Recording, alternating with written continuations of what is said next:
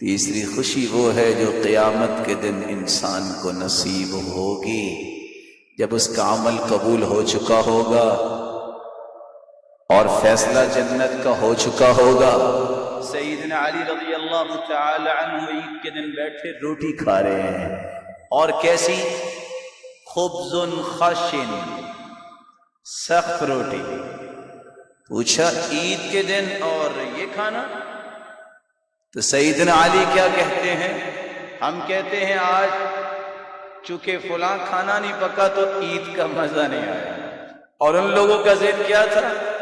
اليوم عید لمن قبل صیامہ وقیامہ، اور میرے بھائی عید تو اس کی ہے جس کے روزے اور جس کا قیام اللہ کے ہاں قبول ہو گیا۔